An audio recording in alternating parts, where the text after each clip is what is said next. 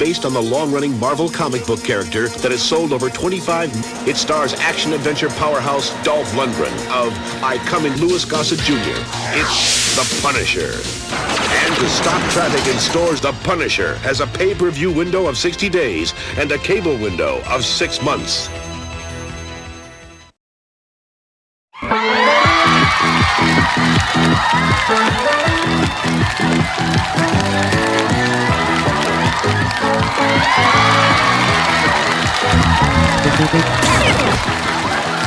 Hey, welcome. We got a new segment here on a Hollywood Night Heat. We're calling it Rusty Chair Chat. And today we're going to talk about The Punisher. Hey! The Punisher new special that was on Disney Plus, and it was called One Last Kill, right? It's his last kill. I believe so. Last time he ever kills ever was on Disney Plus. It's just sad to see it end, but yeah, no more killing for him. No more Punisher. Hey, look. Hey, thanks, Gene. Just so you know, this is the Punisher. Punisher. This is Mike Zeck, right? Yeah, Mike Zeck. But he didn't do the inside.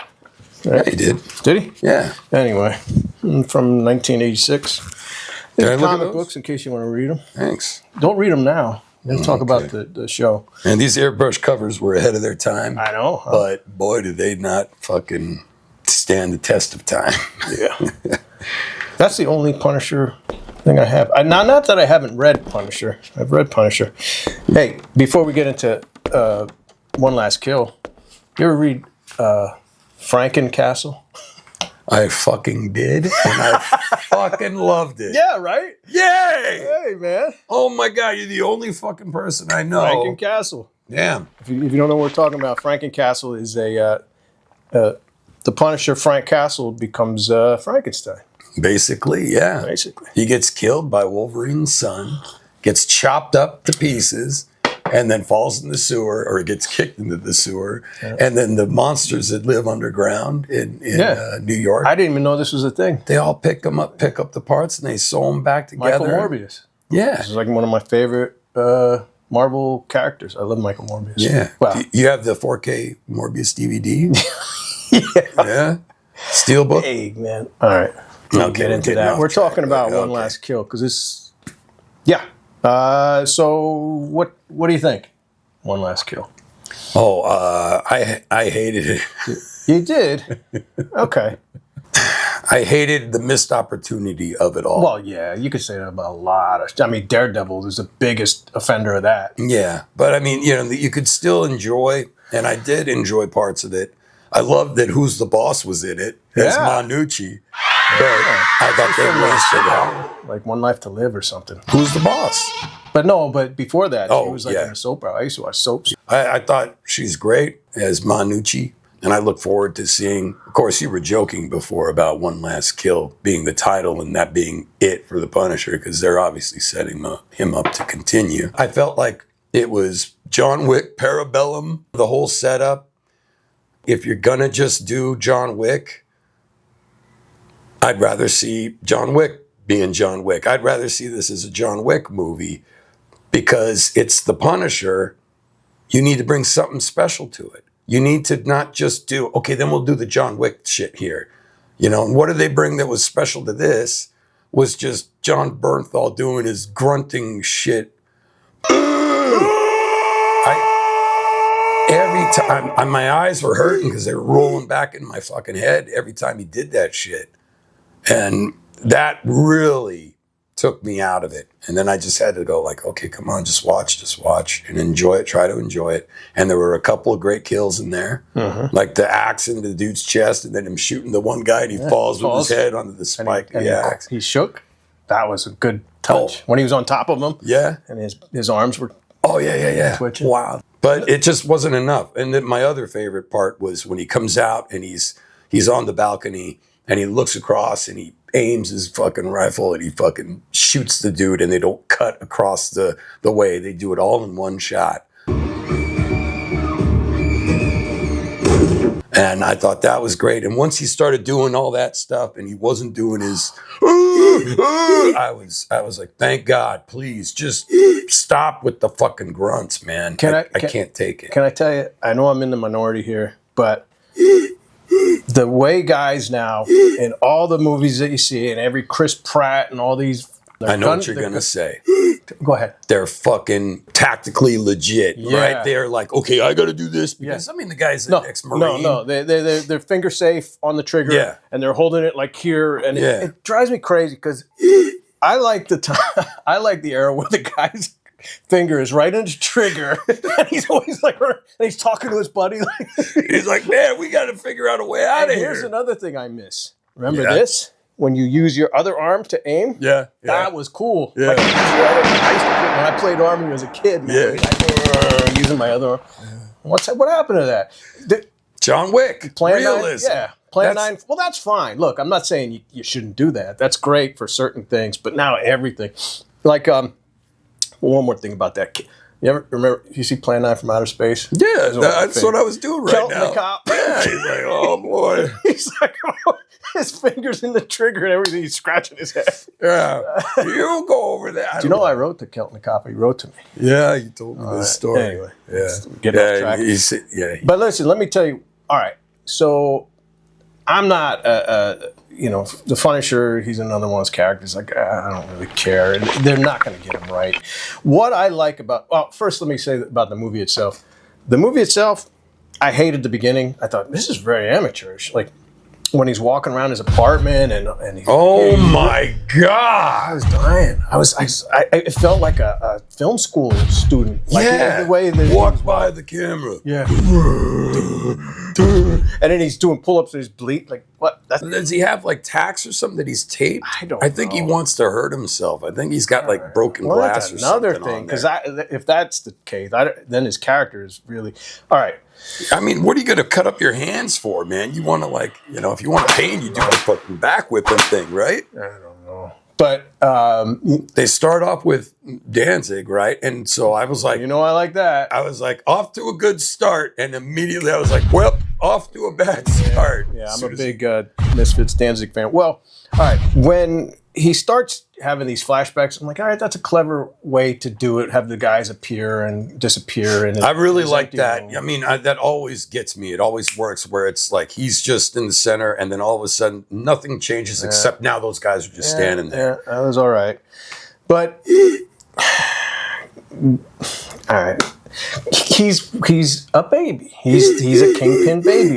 He's not that fucking PTSD is not trauma. I get it. I totally get it. But the way I always thought this guy was, with the white boots and the white gloves, is that his family was killed. Yeah.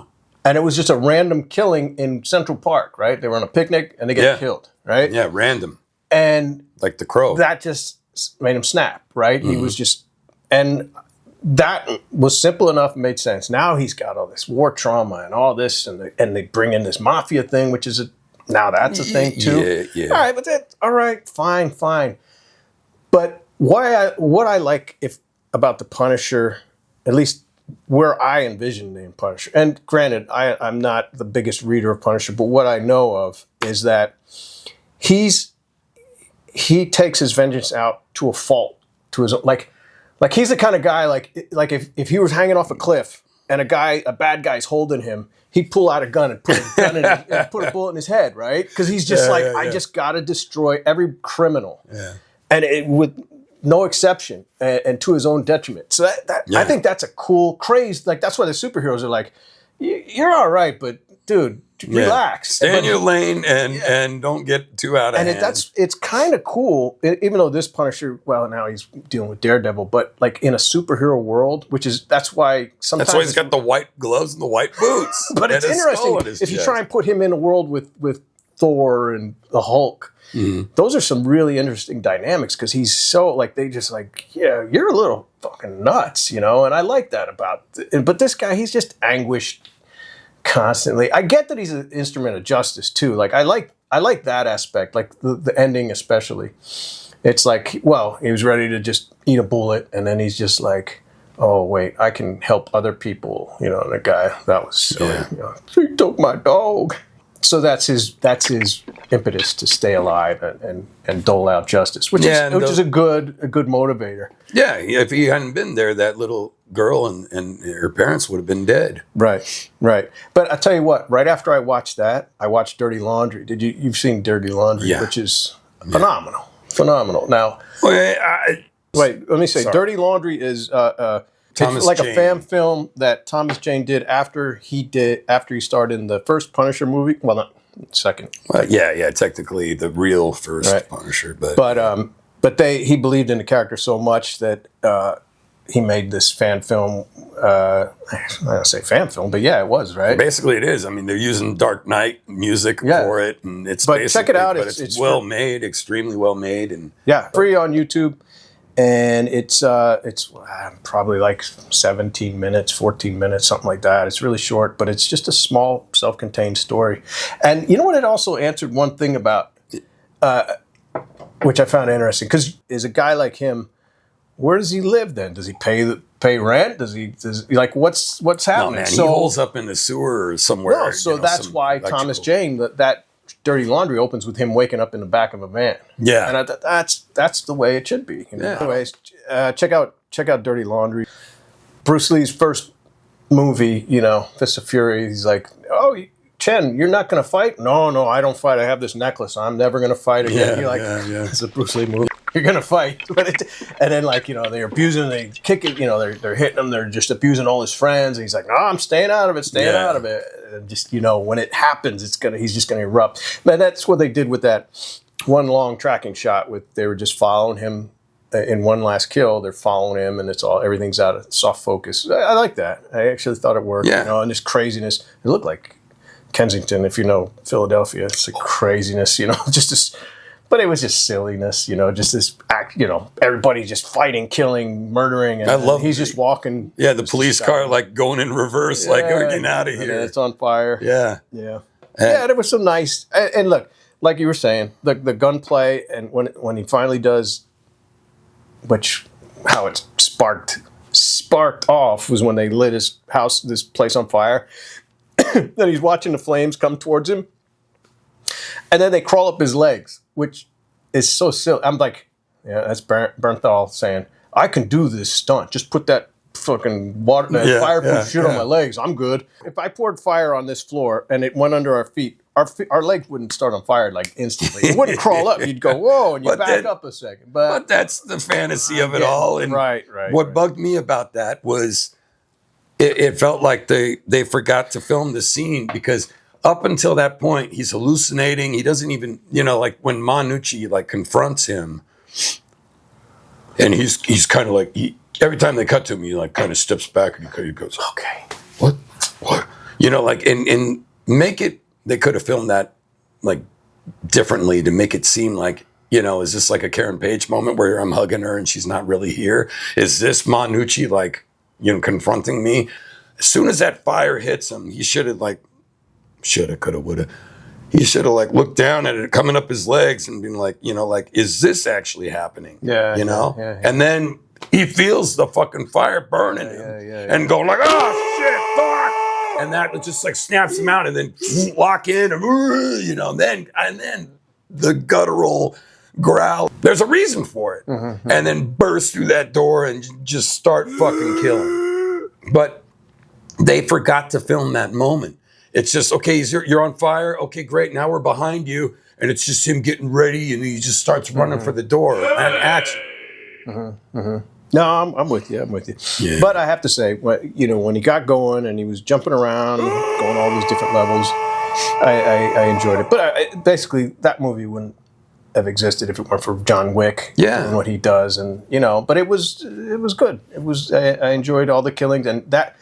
Dude, that tattooed guy with the pen. Yes. I mean, come on. That was amazing. Fuck, dude. That was so good. really satisfying. I mean, he came out of nowhere, and then the way he coughed up the blood and like one big puddle of blood hit that eye, it was like, oh man, they should have like digitally caught that and mirrored it and had it go on his other eye and make him look like a fucking skull or something. They played Hatebreed. That was so Perfect perfect. music, Hatebreed. Yeah. That Here's one song thing that got sucks. me. dick. Yeah. Sorry. What got me is when he first went into whose house was it? Was it? I think there was a woman there, but they had like Frank Sinatra or something playing, you know, like that. And I was like, this is just a needle drop that doesn't fit. Like, there's no reason for that song to be playing. Do you remember?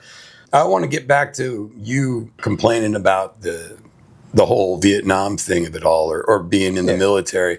And that was one of the greatest things that Garth Ennis brought to him. Yeah. You know, and so like he was kind of always like this. I hear that series is really good. It is. Where he's in, or it's called, what is it called? He did Welcome Back, Frank. And then after that, they did the Marvel Max series. And yeah, it's funny because I always get it mixed up with Preacher when Preacher's dad was in Vietnam. It's been a while since I've read him, but no, it was great. You know, he made him grim and gritty, and that's the Punisher we all loved. And they tried doing the Welcome Home Frank or Welcome Back Frank for the Thomas Jane Punisher movie. And Thomas Jane was a pretty good Punisher. You know, I got to say that, and I didn't see this movie. I feel really bad, but I know it's probably the best. That Ray Stevenson, yeah. Stevenson. From what I saw of the clips and what you say, that's got to be the best one because he looks just like the damn guy's drawing, the Dylan's drawings. Yeah. Bradstreet, Tim Bradstreet. I don't know who. Yeah, he just traces. But there's a scene where like they got some piece of crap mafioso guy sitting in a chair, and and the cop is standing right next to him. He just blows his head off, and the cop's like, "What are you doing?" Yeah, that's the Punisher. Man. Yeah, that's what I like. And he's got the little girl in his arms with the shotgun. Yes, and the other cop is going, "Okay, you got a right to whatever." And like, "God damn it, Frank!" Yeah, that's what I'm getting at. That's the Punisher I would like to see. Like, it's kind of like Judge Dredd, where dude, don't get me started. Yeah, but I get shooting bad guys. It's cool, but dude, you just gotta chill a little because he's just like every bad guy's gotta die, and that's such an interesting guy who's just like traumatized through war, and he's just and he's anguish. He's there again. It's the Vince D'Onofrio playbook where he's just crying and then like he's sitting by a grave and look. Here's another thing. Just some random grave he's sitting by. No, but here's the thing. All right, I get anguish. I get mental health and everything that everybody. It's a big thing in the world today. I'm from the child of the '70s. You're supposed to bury your emotions, and not show anything, right? But it's almost like I don't want to say this because I'm upset, but it's like not a weakness, but. Trust me, the pain is real. His pain of his kids getting killed and his wife, I get it. Like, but dude, just have a simmering fucking anger as opposed to like, I can't do this. Like, fucking be tough about it. You know what I mean, dude? I'm sorry. I didn't mean to do this. You can edit all this shit out. I get to edit this. Okay. Well, yeah, I completely agree with what you're saying. That Daredevil. Graphic novel that Bill Sienkiewicz drew that we were talking about in the Born Again episode. I was making fun of Vincent D'Onofrio's Kingpin, and like after the doctor said, "You have my wife, now I have yours," and it just shows Kingpin like puffing on a cigar like this, and we don't see him go. Yeah. I reread it, and we come back. It goes to the other B plots or whatever. It comes back to Kingpin, and he's holding a picture of his wife, framed picture, and he said, "I forgot it was on my desk." And then you turn the page, and it's Kingpin sitting in the middle of his giant sprawling office, and everything is just destroyed. So he fucking destroyed his entire office, but off camera. Yeah. So it was like a conscious decision to not show us, the audience, Kingpin freaking out like a baby. And then he moves on and becomes even more brutal or more focused, laser focused. Mm-hmm. And that's the kind of shit we need with John Bernthal's Punisher if he's going to continue. And obviously he is. Mm-hmm. But I'm really hoping that this fan backlash, because I realize it's not just me who hates the decisions he's making when he's the Punisher. There was a great scene in his, I can't remember if it was like season 1 of The Punisher, because there was 2 seasons of his own show. And then he was in season 2 of Daredevil, debuted. And there was him at the table. I think it was his season 1. And he's at the table, and it's in a nightmare of his own. And, and his whole family and friends are getting executed, and it's that famous meme now that become a meme where he's like, wait, no, wait. Yeah. And I hated that meme because I thought that scene was really great, and it made it, it lessened it, the impact of it, made it a joke.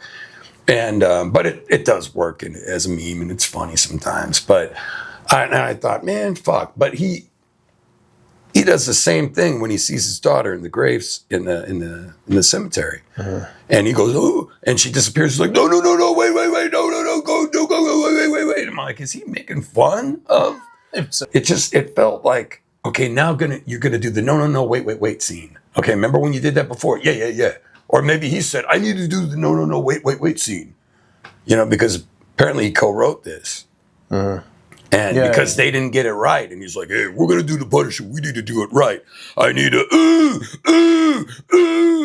I lost count, man. I counted 12 in the first, when he goes across the hallway to that first apartment.